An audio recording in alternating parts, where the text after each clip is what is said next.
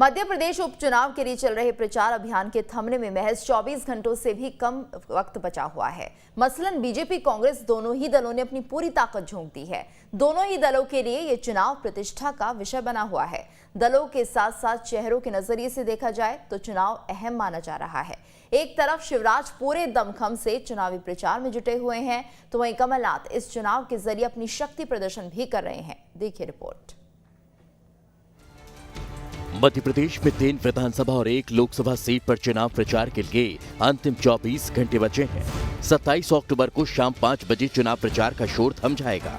इसके बाद सिर्फ घर घर संपर्क अभियान ही चल सकेगा। चुनाव प्रचार थमने से पहले दोनों पार्टियां बीजेपी और कांग्रेस अपनी पूरी ताकत झोंकने में लगी हुई हैं। इसी कारण आज बैक टू बैक सभाओं का दौर चल रहा है। प्रदेश की दोनों ही पार्टियां वोटर्स को साधने की अंतिम कोशिश में जुटी हैं। गरीब कल्याण की, जन कल्याण की योजनाओं को और हमारे नेतृत्व के ऊपर जिस प्रकार का समर्थन आज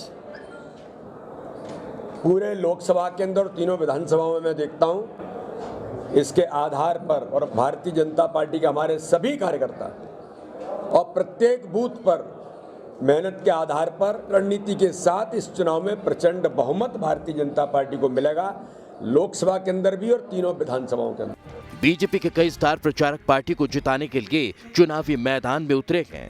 वहीं कांग्रेस के बड़े नेता भी इस चुनाव में जीत हासिल करने के लिए जी जान से जुट चुके हैं। 100% हम लोग की 4 सीटें, 1 लोकसभा और 3 विधानसभा सीटें 100% जीत रहे हैं हम लोग। दुर्भाग्य की बात है इस मध्य प्रदेश की राजनीति में कि भाजपा जो पूरे हिंदुस्तान में मध्य प्रदेश की राजनीति एक बहुत साफ सुथरी राजनीति थी, लेकिन जिस तरह से हम लोग देख रहे हैं यहाँ की राजनीति और जो 2-3 साल से जो खरीद फरोख्त का वातावरण चल रहा है, चुनी हुई सरकारों को जो गिराया जा रहा है, वो सारी जनता देख रही है, सुन रही है। मध्य प्रदेश का ये उपचुनाव पार्टी के साथ साथ चेहरों के मायने से भी बेहद अहम माना जा रहा है। दमोह उपचुनाव में हार के बाद सीएम शिवराज अब कोई चूक नहीं करना चाह रहे।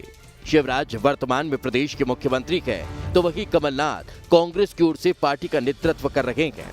ऐसे में ये चुनाव अगर बीजेपी जीतती है तो शिवराज की लोकप्रियता बढ़ेगी और आने वाले विधानसभा चुनाव में बीजेपी को इसका फायदा मिलेगा।